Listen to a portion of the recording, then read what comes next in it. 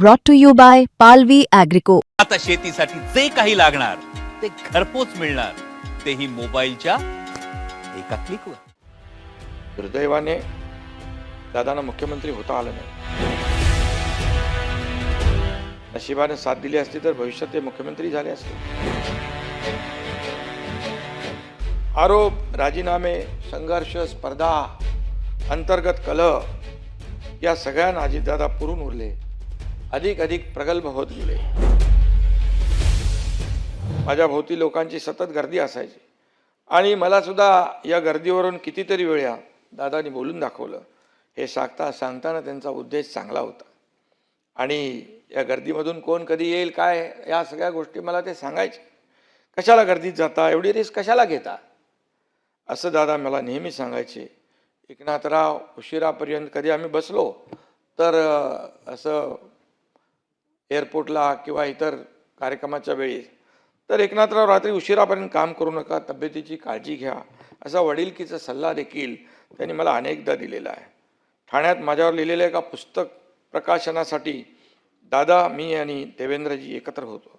तेव्हा त्यांनी अतिशय दिलदारपणे भाषण केलं आणि सर्वाधिक सह्या करणारा मुख्यमंत्री म्हणून त्यांनी माझं जाहीर कौतुकही केलं. दुर्दैवाने दादांना मुख्यमंत्री होता आलं नाही.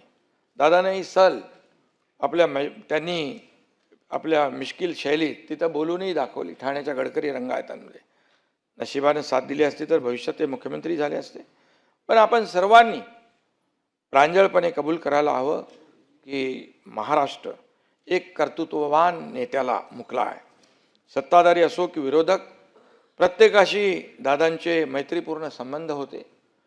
राजकारणात मतभेद असतात, वाद असतात, पण दादा खऱ्या अर्थाने अजात शत्रू होते असं म्हटलं तर वावगं ठरणार नाही.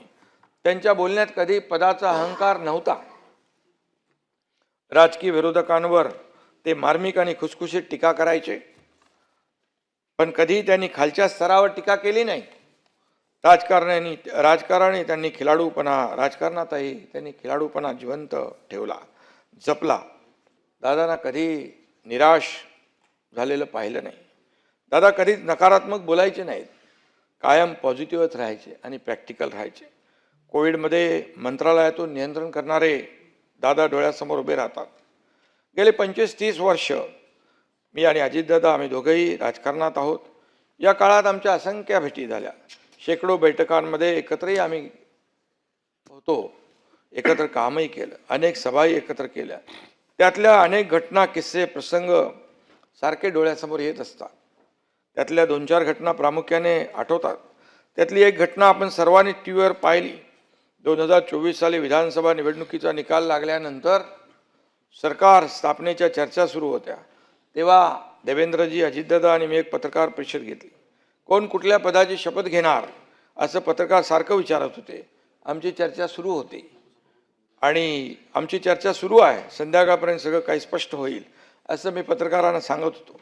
पण पत्रकार काही मागे हटत नव्हते.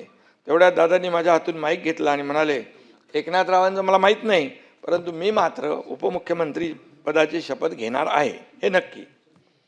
त्यानंतर पत्रकार परिषदेमध्ये एकच हशा पिकला. पत्रकारांना ही बातमी मिळाली. दादांच्या हजरजबाबीपणाची अशी असंख्य उदाहरणं या ठिकाणी सांगता येतील.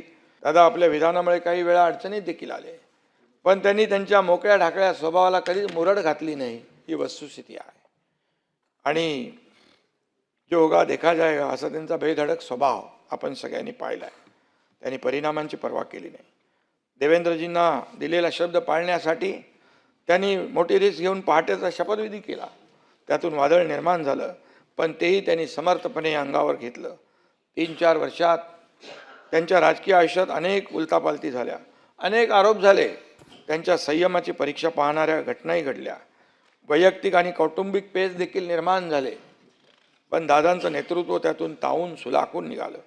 आरोप, राजीनामे, संघर्ष, स्पर्धा, अंतर्गत कलह या सगळ्यांना अजितदादा पुरून उरले, अधिक प्रगल्भ होत गेले.